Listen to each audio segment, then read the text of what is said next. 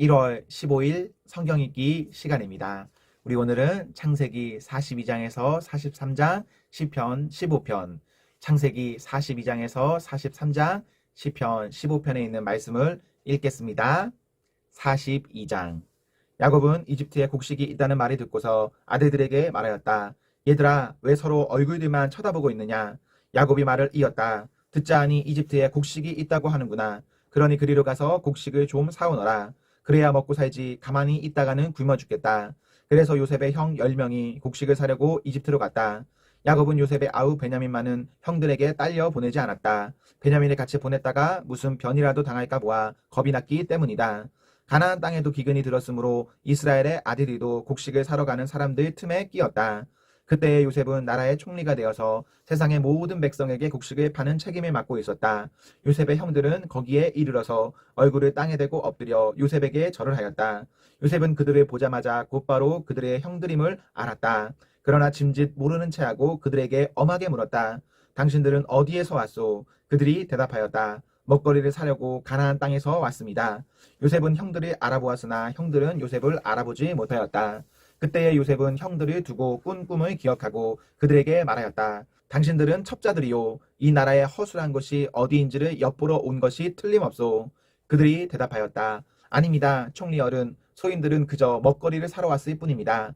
우리는 한 아버지의 자식들입니다. 소인들은 순진한 백성이며 첩자가 아닙니다. 그가 말하였다. 아니요. 당신들은 이 나라의 허술한 곳이 어디인지를 엿보러 왔소. 그들이 대답하였다. 소인들은 형제들입니다. 모두 12입니다. 가나안 땅에 사는 한 아버지의 아들들입니다. 막내는 소인들의 아버지와 함께 있고 또 하나는 이렇습니다. 요셉이 그들에게 말하였다. 내 말이 틀림없소. 당신들은 첩자들이요. 그러나 당신들이 진실을 증명할 길은 있소. 바로께서 살아계심을 두고 맹세하오. 당신들이 막내 아우를 이리로 데려오지 않으면 당신들은 여기에서 한 발자국도 벗어나지 못하고 당신들 가운데서 한 사람을 보내어 당신들 집에 남아있는 아우를 이리로 데려오게 하고 나머지는 감옥에 가두어 두겠소. 나는 이렇게 하여 당신들이 한 말이 사실인지를 시험해 보겠소. 바로께서 살아계심을 두고 맹세하오. 당신들이 그렇게 하지 못하면 당신들은 첩자라는 누명을 벗지 못할 것이오. 요셉은 그들을 감옥에 사흘 동안 가두어 두었다. 사흘 만에 요셉이 그들에게 말하였다. 나는 하나님을 두려워하오. 당신들은 이렇게 하시오. 그래야 살 수 있소. 당신들이 정직한 사람이면 당신들 형제 가운데서 한 사람만 여기에 갇혀있고 나머지는 나가서 곡식을 가지고 돌아가서 집안 식구들이 허기를 면하도록 하시오. 그러나 당신들은 반드시 막내 아우를 나에게로 데리고 와야 하오. 그래야만 당신들의 말이 사실이라는 것을 증명할 수 있을 것이며 당신들이 죽음을 면할 것이오. 그들은 그렇게 하기로 하였다. 그들이 서로 말하였다. 그렇다. 아우의 일로 벌이받는 것이 분명하다. 아우가 우리에게 살려달라고 애원할 때 그가 그렇게 괴로워하는 것을 보면서도 우리가 아우의 애원을 들어주지 않은 것 때문에 우리가 이제 이런 괴로움을 당하는구나. 르우벤이 그들에게 대답하였다. 그러기에 내가 그 아이에게 못할 짓을 하는 죄를 짓지 말자고 하지 않더냐. 그런데도 너희는 나의 말을 들은 채도 하지 않았다. 이제 우리가 그 아이의 핏값을 치르게 되었다. 그들은 요셉이 통역을 세우고 말하였으므로 자기들끼리 하는 말을 요셉이 알아듣는 줄을 전혀 알지 못하였다. 듣다 못한 요셉은 그들 앞에서 잠시 물러가서 울었다. 다시 돌아온 요셉은 그들과 말해주고 왔다가 그들 가운데서 시몬을 끌어내어서 그들이 보는 앞에서 끈으로 묶었다. 요셉은 사람들을 시켜서 그들이 가지고 온 통에다 곡식을 채우게 하고 각 사람이 낸 돈은 그 사람의 자루에 도로 넣게 하고 또 길에서 먹을 것은 따로 주게 하였다. 요셉이 시킨 대로 다 되었다. 그들은 곡식을 나귀에 싣고 거기를 떠났다.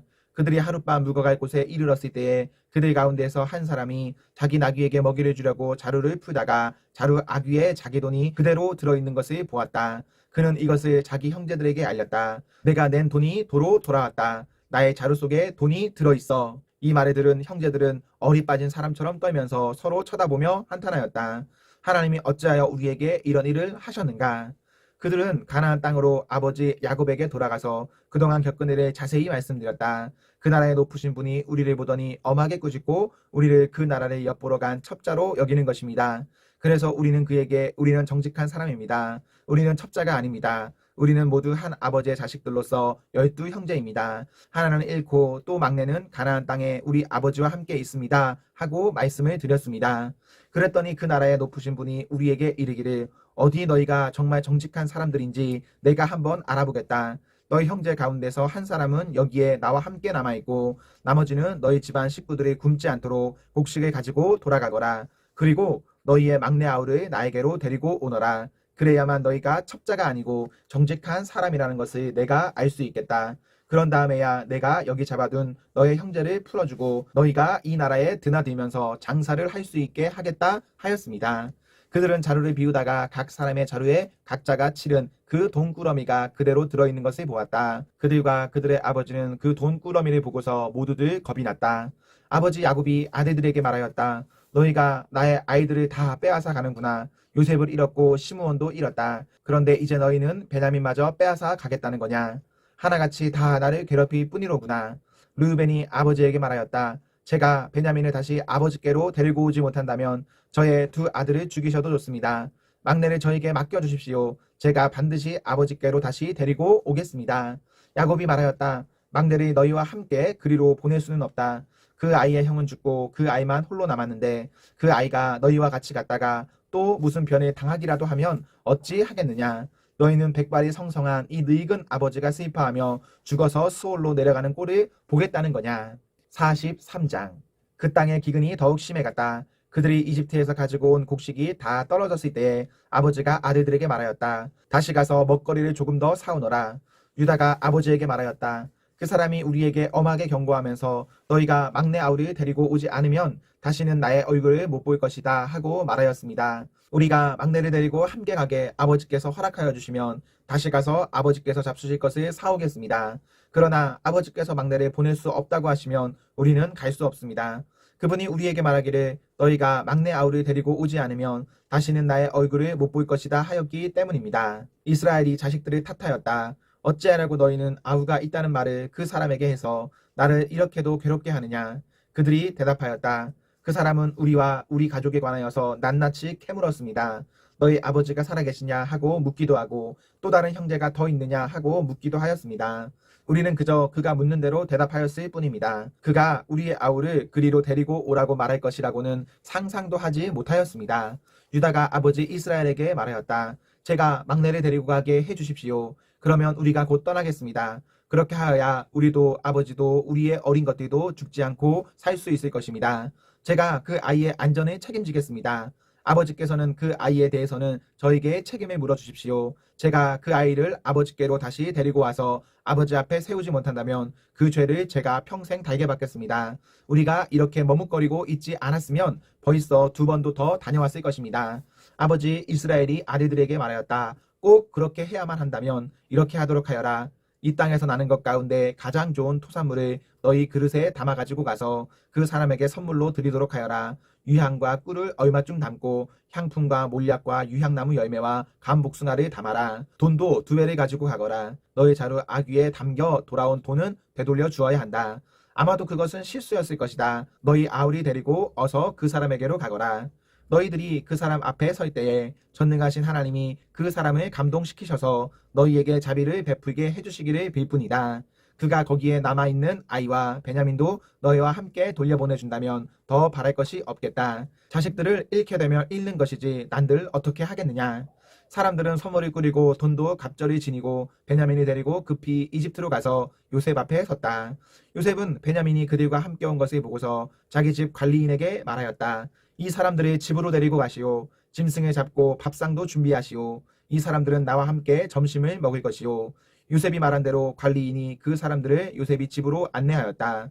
그 사람들은 요셉의 집으로 안내를 받아 들어가면서 겁이 났다. 그들은 지난번에 여기에 왔을 적에 우리가 낸 돈이 알지도 못하는 사이에 우리의 자루 속에 담겨서 되돌아왔는데 그 돈 때문에 우리가 이리로 끌려온다. 그 일로 그가 우리에게 달려들어서 우리의 나귀를 빼앗고 우리를 노예로 삼으려는 것이 틀림없다 하고 걱정하였다. 그래서 그들은 요셉의 집 문 앞에 이르렀을 때에 요셉의 집 관리인에게 가서 물었다. 우리는 지난번에 여기에서 곡식을 사간 일이 있습니다. 하룻밤 묵어갈 곳에 이르러서 자루를 풀다가 우리가 치른 돈이 액수 그대로 우리 각자의 자루 아귀 안에 고스란히 들어있는 것을 보았습니다. 그래서 우리가 그것을 다시 가지고 왔습니다. 또 우리는 곡식을 살 돈도 따로 더 가지고 왔습니다. 우리는 누가 그 돈을 우리의 자루 속에 넣었는지 모릅니다. 그 관리인이 말하였다. 그동안 별거 없으셨습니까? 걱정하지 마십시오. 댁들을 돌보시는 하나님, 댁들의 조상을 돌보신 그 하나님이 그 자루에 보물을 넣어주신 것입니다. 나는 댁들이 낸 돈을 받았습니다. 이렇게 말하면서 관리인은 시므온을 그들에게로 데리고 왔다. 관리인은 그 사람들을 요셉의 집 안으로 안내하고서 발 씻을 물도 주고 그들이 끌고 온 나귀에게도 먹이를 주었다. 그들은 거기서 점심을 먹게 된다는 말을 들었으므로 정오에 올 요셉을 기다리면서 장만해 온 선물을 정돈하고 있었다. 요셉이 집으로 들어오니 그들은 집 안으로 가지고 들어온 선물을 요셉 앞에 내놓고 땅에 엎드려 절하였다. 요셉은 그들의 안부를 묻고 난 다음에 전에 그대들이 나에게 말한 그 연세 많으신 아버지도 안녕하시오. 그분이 아직도 살아계시오 하고 물었다. 그들은 총리 어른의 종인 소인들의 아버지는 지금도 살아있고 평안합니다 하고 대답하면서 몸을 굽혀서 절을 하였다. 요셉이 둘러보다가 자기의 친어머니의 아들 친동생 베냐민을 보면서 이 아이가 지난번에 그대들이 나에게 말한 바로 그 막내 아우요 하고 물었다. 그러면서 그는 귀엽구나. 하나님이 너에게 복 주시기를 빈다 하고 말하였다.